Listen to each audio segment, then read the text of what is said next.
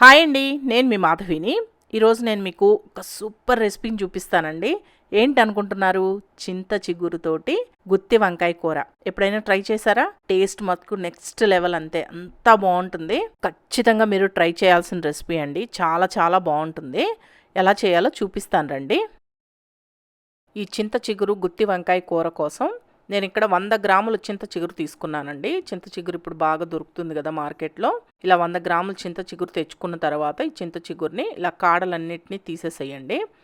మరి లేతగా ఉన్న కాడలు తీయాల్సిన అవసరం లేదు. కాస్త పెద్దగా కొద్దిగా ముదురుగా ఉన్న కాడలు ఉంటాయి కదా, వాటిలన్నింటినీ తీసేసేయండి. ఇలా క్లీన్ చేసి పెట్టుకోవాలి చింత చిగురు మొత్తాన్ని. చూడండి, నేను ఇక్కడ చూపిస్తున్నాను కాడలన్నీ నాకు ఎన్ని వచ్చాయో. ఇలా కాడల్ని తీసి పక్కన పెట్టేసి చింత చిగురుని క్లీన్ చేసి పెట్టుకోండి. ఇలా క్లీన్ చేసుకున్న ఈ చింత చిగురు మొత్తాన్ని నీళ్ళల్లో వేసి ఒక 2 సార్లు నీట్గా కడగండి. చింత చిగురులో మనకి దుమ్ము అలాంటిది ఏదన్నా ఉన్నా కానీ పోతాయండి. అందుకని ఒకసారి కడుక్కోవాలి. ఇలా నీళ్ళల్లో వేసి ఒకసారి బాగా కడిగి నేను ఇక్కడ చూపించినట్లు కొద్దిగా చింత చిగురుని తీసుకొని గట్టిగా పిండి ఏదైనా ప్లేట్లో వేసుకొని మళ్ళీ నీళ్లు పోసి మరొకసారి ఇదే విధంగా మళ్ళీ కడిగి శుభ్రం చేసి పక్కన పెట్టుకోండి. ఇప్పుడు చూడండి, చింత చిగురు మొత్తాన్ని నేను కడిగి పెట్టుకున్నాను. ఈ విధంగా కడిగి పెట్టుకోవాలి. ఇది మొత్తం ఒక గుప్పెడు చింత చిగురు వస్తుంది. చూడండి, నేను గుప్పెడితో పట్టుకొని కూడా చూపిస్తున్నాను మీకు. ఇలా గుప్పెడు దాకా వస్తుంది చింత చిగురు. ఇలా క్లీన్ చేసుకొని పక్కన పెట్టుకోండి. ఇప్పుడు ప్యాన్లోకి 1 లేదా 2 టీ స్పూన్ల దాకా ఆయిల్ వేసుకొని ఈ ఆయిల్లో 2 టేబుల్ స్పూన్ల పల్లీలు, 1 టేబుల్ స్పూన్ పచ్చిశనగపప్పు, 1 టేబుల్ స్పూన్ మినప్పప్పు, 1 చిటికెడు మెంతులు వేసుకొని ఫస్ట్ వీటిలన్నింటినీ కలిపి ఫ్లేమ్ని లో ఫ్లేమ్లో పెట్టి బాగా వేగనివ్వండి. ఏవి మాడకూడదండి. మాడకుండా దోరగా వేగేటట్టు చూసుకోవాలి. ఇవి వేగేటప్పుడే దీంట్లోనే 1 ఇంచు చెక్క, 4 లేదా 5 లవంగాలు కూడా వేసుకొని వేయించుకోండి. ఇవి వేయించుకునేటప్పుడే దీంట్లోనే 1 టేబుల్ స్పూన్ ధనియాలు కూడా వేసుకొని వేయించుకోండి. నేను ధనియాల పొడి వేసుకుందామని ధనియాలు వేయలేదండి. మీకు కావాలంటే ధనియాలు వేసుకొని వేయించుకోండి. ఇవన్నీ ఇలా దోరగా వేగిన తర్వాత ఇప్పుడు దీంట్లో 1 టేబుల్ స్పూన్ నువ్వులు, 1 టేబుల్ స్పూన్ డెసికేటెడ్ కొబ్బరి పొడి వేసుకొని వేయించుకోండి. ఒకవేళ మీ దగ్గర డెసికేటెడ్ కొబ్బరి పొడి లేకపోతే ఎండు కొబ్బరి ముక్కలనైనా వేసుకొని వేయించుకోవచ్చు. లో ఫ్లేమ్లోనే అన్నింటినీ బాగా వేగనివ్వండి. ఈ నువ్వులు కొబ్బరి తొందరగానే వేగిపోతుందండి. అందుకని మీరు స్టవ్ ఆఫ్ చేసిన తర్వాత వేసి వేయించుకున్నా కానీ ఆ వేడికే వేగిపోతాయి. ఇప్పుడు చూడండి, ఈ విధంగా వేగాలి. ఇలా వేగిన తర్వాత వీటిలన్నింటినీ కాస్త చల్లారనివ్వండి. ఇవి చల్లారుతూ ఉంటాయి. ఈలోపు ఏం చేస్తారంటే 1 పావు కేజీ వంకాయలు తీసుకోండి. నేను ఈ కలర్లో ఉన్న వంకాయలు తీసుకున్నాను. మీరు ఏ కలర్లో ఉన్న వంకాయలతో అయినా ఈ గుత్తి వంకాయ చేసుకోవచ్చండి. ఈ వంకాయలు నీట్గా కడిగిన తర్వాత ఈ చివరిన కొద్దిగా కట్ చేసేసి ఇక్కడ నేను చూపించినట్లు 4 భాగాలుగా కట్ చేసుకోండి వంకాయని.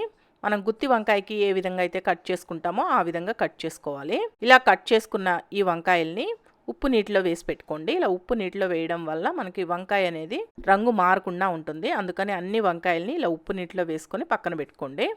ఈలోపు మనం ముందుగా వేయించుకుని పల్లీలు ఇవన్నీ కాస్త ఆరుంటాయి. ఇలా ఆరిన తర్వాత వీటిలన్నింటినీ ఇలా మిక్సీ జార్లోకి తీసుకొని దీంట్లోనే కారం 3 టీ స్పూన్ల దాకా వేసుకుంటున్నాను. టీ స్పూన్ తోటి ఫుల్గా వేసుకుంటున్నాను.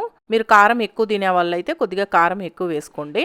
అలాగే దీంట్లోనే మనం ముందుగా క్లీన్ చేసి పెట్టుకున్న చింత చిగురు మొత్తాన్ని వేసుకోవాలి. కరెక్ట్గా సరిపోతుందండి పులుపు ఎక్కువ తక్కువ ఏముండదు.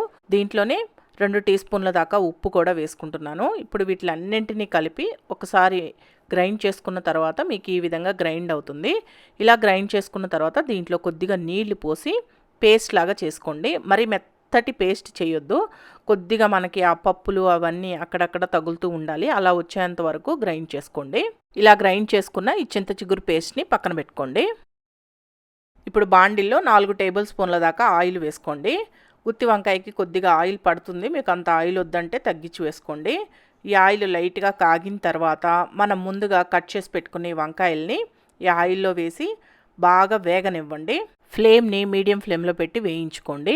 ఈ వంకాయలు ఇలా ఆయిల్లో వేయించుకుంటే టేస్ట్ బాగుంటాయి. అందుకని ఫస్ట్ ఆయిల్లో వేయించుకోండి. ఇలా ఆయిల్లో వంకాయ ముక్కలు కాస్త మెత్తబడేంత వరకు వేగిన తర్వాత వీటిలన్నింటినీ తీసి ఏదైనా ప్లేట్లో వేసుకొని పక్కన పెట్టుకోండి. ఇప్పుడు ఈ మిగిలిన ఆయిల్లో 1 టేబుల్ స్పూన్ దాకా పోపు దినుసులు వేసుకొని ఆవాలు చిటపట్లాడిన దాకా వేయించుకోండి. నేను ఇక్కడ ఆవాలు, జీలకర్ర, శనగపప్పు, మినపప్పు అన్నీ కలిపి తీసుకున్నాను. ఇప్పుడు ఆవాలు వేగిన తర్వాత దీంట్లో మీడియం సైజు 2 ఉల్లిపాయల్ని ఇలా ముక్కలుగా కట్ చేసి వేసుకోండి. అలాగే ఒక 2 రెమ్మల కరివేపాకు, 3 పచ్చిమిరపకాయల్ని ఇలా పొడవుగా కట్ చేసి వేసి దీంట్లోనే ఉల్లిపాయ ముక్కలు తొందరగా మెత్తబడడానికి 1 టీ స్పూన్ ఉప్పు, హాఫ్ టీ స్పూన్ పసుపు కూడా వేసుకొని వేయించుకోండి. ఈ ఉల్లిపాయ ముక్కలు అనేవి కాస్త మెత్తబడేంత వరకు వేగితే సరిపోతుంది, మరీ ఎక్కువ వేయించుకోవాల్సిన అవసరం లేదు. ఇప్పుడు ఈ ఉల్లిపాయ ముక్కల్ని ఒక 2 నిమిషాలు వేయించుకున్న తర్వాత దీంట్లో 1 టీ స్పూన్ దాకా అల్లం వెల్లుల్లి పేస్ట్ వేసుకొని వేయించుకోండి. అల్లం వెల్లుల్లి పేస్ట్ అనేది పచ్చి వాసన పోయేంత వరకు వేగనివ్వండి. మసాలాలు ఎక్కువ వేసుకోవద్దండి, మనం చింత చిగురు వేసుకుంటున్నాం కాబట్టి మసాలాలు ఎక్కువ వేస్తే టేస్ట్ అస్సలు బాగుండదు. అందుకని కొద్దిగా మసాలాలు తగ్గించే వేసుకోవాలి. ఇప్పుడు అల్లం వెల్లుల్లి పేస్ట్ కూడా వేగిన తర్వాత దీంట్లో మీడియం సైజు 1 టమాటాని ఇలా ముక్కలుగా కట్ చేసి వేసి టమాటా ముక్కలు కూడా బాగా మెత్తగా అయ్యేంత వరకు వేయించండి. ఇప్పుడు చూడండి, టమాటా ముక్కలు బాగా మెత్తగా మగ్గిపోయాయి కదా. ఇలా వేగిన తర్వాత ఇప్పుడు దీంట్లో మనం ముందుగా గ్రైండ్ చేసి పెట్టుకున్న ఈ చింత చిగురు పేస్ట్ మొత్తాన్ని వేసుకొని ఫ్లేమ్ని లో ఫ్లేమ్లో పెట్టి ఇలా కలుపుతూ వేయించండి. కొద్దిగా ఆయిల్ సపరేట్ అవుతుంది మీకు, అలా వచ్చేంత వరకు వేయించుకోవాలి. ఇలా వేయించుకునేటప్పుడే దీంట్లోనే 1 టీ స్పూన్ దాకా ధనియాల పొడి కూడా వేసుకొని వేయించుకోండి. ధనియాల పొడి వేసిన క్లిప్ కట్ అయింది, అందుకని మీకు సపరేట్గా చూపిస్తున్నాను. మధ్య మధ్యలో ఇలా కలుపుతూ ఉండండి, లేకపోతే అడుగంటుతుంది. ఇప్పుడు చూడండి, ఈ విధంగా లైట్గా ఆయిల్ సపరేట్ అవుతుంది కదా, ఈ విధంగా వచ్చేటట్టు కలుపుతూ ఉండాలి మీరు. ఇలా వచ్చిన తర్వాత ఇప్పుడు దీంట్లో 1 గ్లాస్ నీళ్లు పోస్తున్నాను. మరి నీళ్ళు ఎక్కువ పోసుకోవద్దు, 1 గ్లాస్ పోస్తే సరిపోతుంది. ఈ నీళ్లు కూడా పోసిన తర్వాత ఒకసారి బాగా కలిపి టేస్ట్ చూసుకోండి. ఉప్పు కారం కరెక్ట్గా సరిపోయిందా లేదా, పులుపుకు తగ్గట్టు అని. ఉప్పు కారం సరిపోలేదు అనిపిస్తే చూసుకొని ఉప్పు కారం వేసుకోండి. నాకైతే అన్నీ కరెక్ట్గా సరిపోయాయి, కాస్త ఉప్పు తక్కువైతే ఉప్పు కలిపానండి.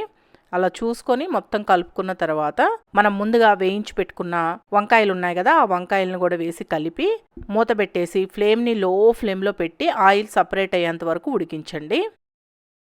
ఇప్పుడు చూడండి, మూత తీసి చూపిస్తున్నాను. ఇలా ఆయిల్ సపరేట్ అయ్యేంత వరకు ఉడకాలి. ఇలా ఉడికిన తర్వాత స్టవ్ ఆఫ్ చేసేసి సన్నగా తరిగిన కొత్తిమీరను చల్లుకొని ఒకసారి బాగా కలుపుకొని సర్వ్ చేసుకుంటే అబ్బా అబ్బా అబ్బా సూపర్ ఉంటుందండి. గుత్తి వంకాయ ఇంత రుచిగా ఉంటుందా అనుకోవాలి, అంత బాగుంటుంది. తప్పకుండా మీరు ట్రై చేయాల్సిన రెసిపీ, ట్రై చేయండి. ఈ వీడియో మీకు నచ్చింది అనుకుంటున్నాను. నచ్చితే మన షెఫ్ ఛానల్ని సబ్స్క్రైబ్ చేసుకోండి, లైక్ చేయండి, షేర్ చేయండి, కామెంట్ చేయండి.